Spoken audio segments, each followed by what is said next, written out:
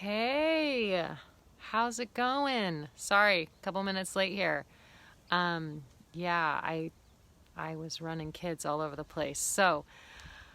Um, yeah, how's everybody doing? I am home from a weekend away, and I must say it was just wonderful. Yeah, hung out with two friends from college, and they are just so good for my soul, and we just didn't do much of anything. It's so great to like sleep in and talk and laugh and cry and just really good stuff. So, yeah, really, really great weekend away. And yeah, the timing was probably perfect too. Yeah, I feel like summer all of a sudden is getting a little crazy. So, yeah, really good. So, anyway, that's me. And just took my daughter to the eye doctor this morning, and she was so funny. She had to get her eyes dilated, and she has actually never gotten them dilated before, so she was kind of in shock. And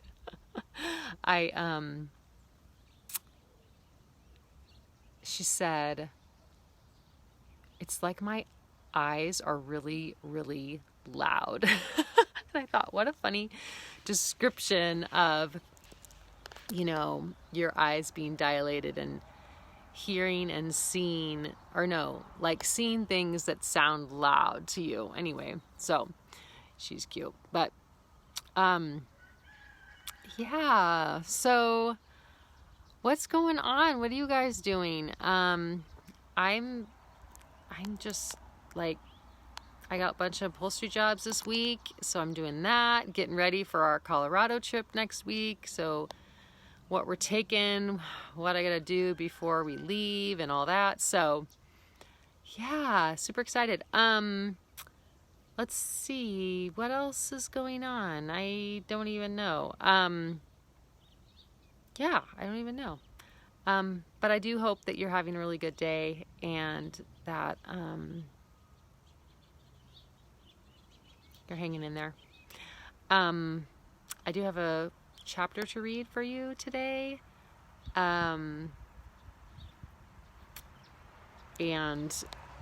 maybe this will, I don't know,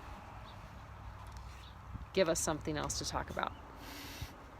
Since I didn't make any notes, didn't make any plans of what this live was going to be, just glad that I got to it. So this is from, let's see, Season 3, Episode 22, Gold Country. Oh, this episode's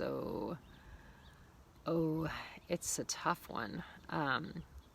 Yeah, so interesting when, I can't think what the guy's name is, but the old guy who has his wife buried in the river with the rock and the mine and just what's important, and basically like Charles really like seeing how like greed can kind of like sneak up on you, and you don't even like realize that at the beginning you don't care about it as much, and then the more successful you are, the more it kind of starts to take over. You know what I mean? It's super interesting. And I think we can all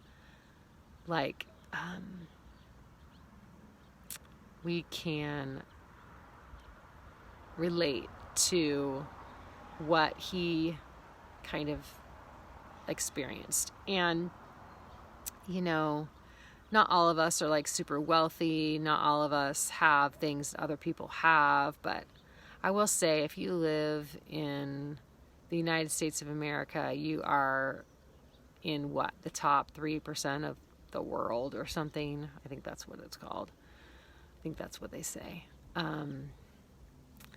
if you have internet access and you have a phone that's even smart in the slightest, you have a lot more than a lot of others. So, yeah.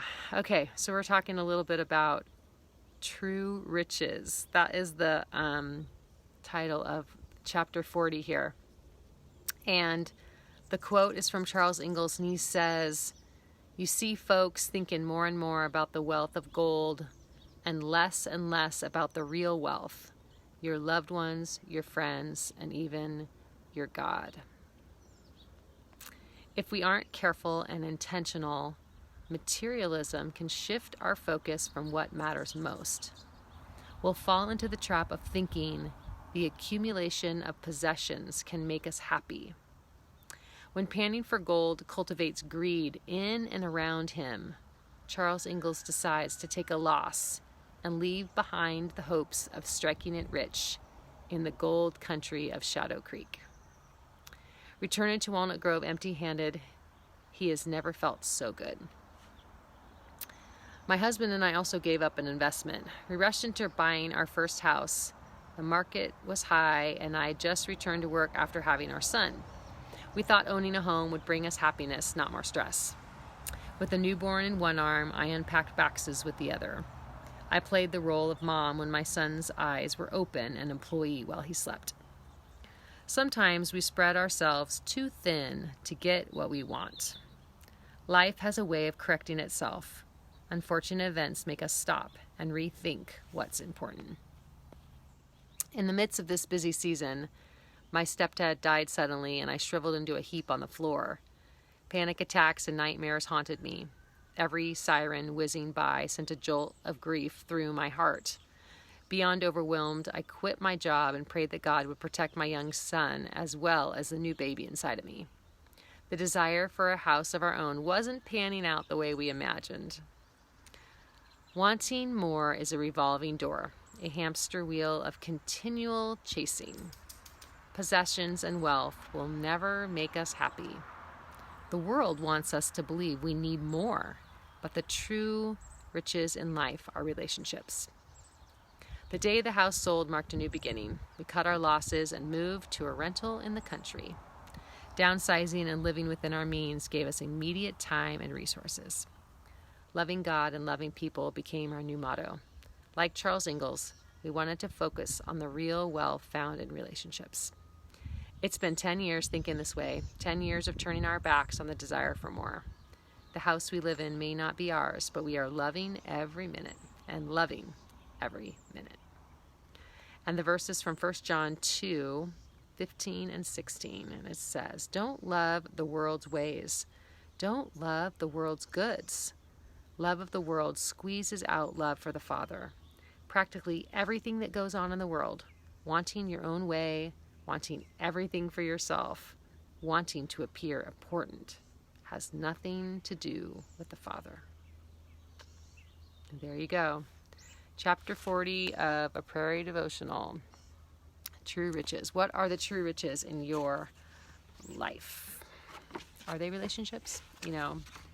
I realized this weekend away with my friends, like, it didn't matter what we were doing, where we were staying. It was really just about being together. And it was about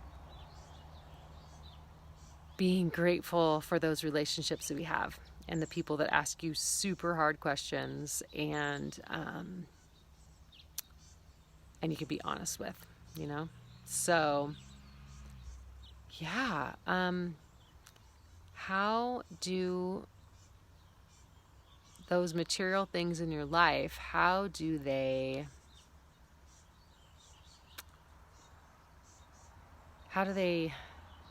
own you? Do they own you? And if they do, how can you change something so they don't own you anymore? Yeah. I think sometimes it's really easy to just not not like hold on to those things, you know? And it's not wrong to have stuff, but when the stuff has you, that's when it gets a little unbalanced. So, yeah. Let's see.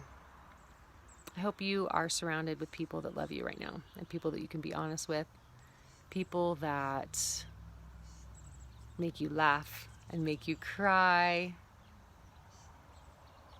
You know, like good tears, like good, like thankful, grateful, remembering kind of tears. And they just help you keep going. They help you take another step into the next day. And whatever you're going through, just remember that the real riches in life are not about the gold nuggets in your pocket, but they are about your loved ones, your friends, and hopefully a relationship with God. So, yeah. And that's all I got for you today, guys. So, hope you're doing good.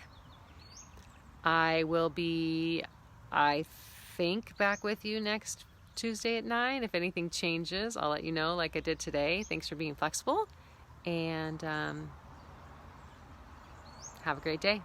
Love you guys. Okay, bye.